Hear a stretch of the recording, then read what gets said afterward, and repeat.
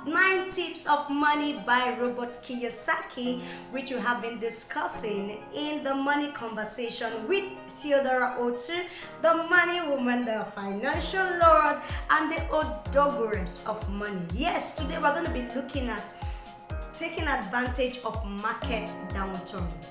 Why you should not be afraid of market downturns. Now, Robert Kiyosaki believes that wealth is often built during the time of crisis, not in the time of calm.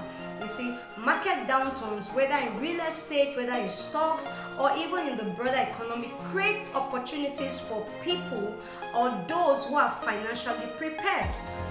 The underlying word there is those who are financially prepared, which takes us back to tip number 2 that says pay yourself first. And in paying yourself, you're supposed to be setting aside money for investment and for opportunities that could arise. Okay, so whether it's in real estate or it's in stock or it's bond, it's those people that are ready that will take advantage of the opportunity.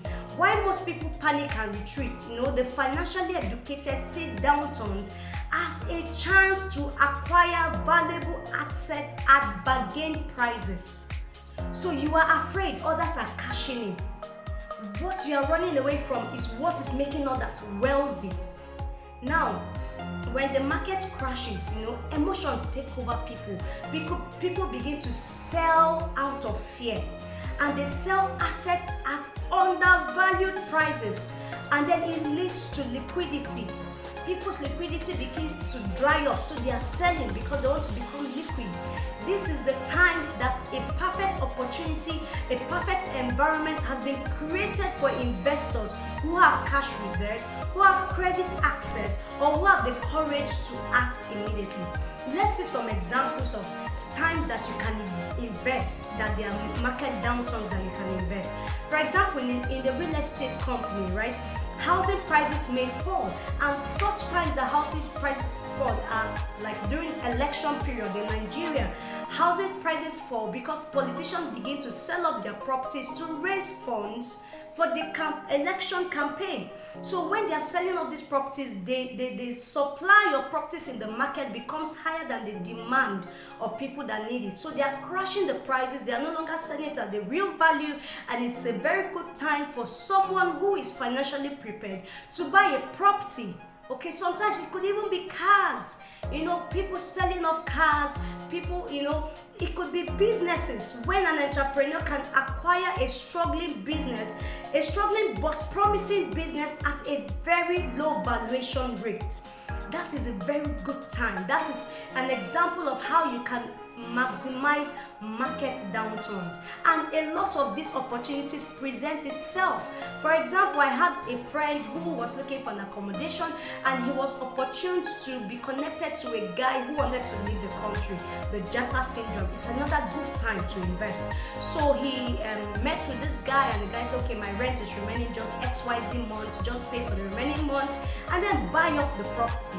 And that's what he did. So he just moved into the house with just his briefcase, his clothes, because the house he rented already had bed, already had fridge, television, kitchen utensils, and he didn't have to start buying. And he was a young guy that just wanted to start building life. So if he were to start buying those things from scratch, what he paid for everything is nothing compared to how much he would have really paid buying all those properties from scratch. So this is a typical example of what it means to take advantage of opportunities.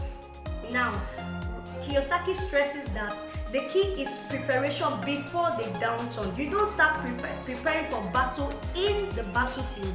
You prepare for battle before the battle starts. So the key is preparation before the downturn. Now, you have to start by strengthening your financial literacy, which is tip number 1, right? Now, you have to build cash reserves, which is tip number 2, and then minimize bad debt during good times. When you have that season of plenty, because life is in circles, there are times when you have plenty and there are times when you don't have much.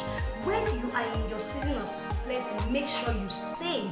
Make sure you begin to look for opportunities. During your good times is the best time you position yourself to seize opportunities when others are forced to sell. Okay, what you do during your good times positions you to seize opportunities when others are forced to sell.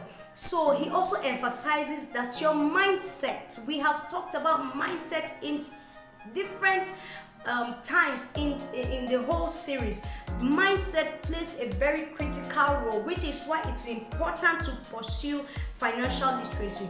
Your mindset, instead of seeing downturns as disaster, view them as seasonal resets in the economy, because this thing happen often.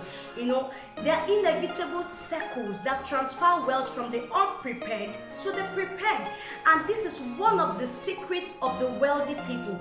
The wealthy view downturns as opportunity to grow their wealth. So while you are afraid of downturns, the wealthy are using it in their favor. The wealthy don't fear downturns at all. They anticipate it. They even predict it. Yes, and because they predict it, they prepare for it, they take advantage of it, and then they profit heavily from it. So the key lesson here is for you to see market downturns as a time of wealth transfer, not a time to panic. They are the best times for you to invest strategically. If you are prepared, what looks like a crisis to most can become your biggest wealth building opportunity. Start now and begin to prepare for the next market downturn, which we are going to be having in Nigeria in the year 2026 against the election of 2027. Don't say I didn't give you this information. Now, this is where we end the series 9 Tips of Money by Robert Kiyosaki. We're going to start talking about investment proper, investment 101. We want people to understand the nitty-gritties of investment, just have the basics so that this can help guide you make solid investment decisions. I remain your favorite money woman, Theodora Otu, and don't forget that I'm always rooting for your financial success. But before you go, tell me, out of the 9 tips, which one stood out the most for you? Which one were you falling short of? And what decisions have you taken to start practicing all that we have discussed? Have a beautiful, beautiful financial journey, and follow us as we start the series on investments.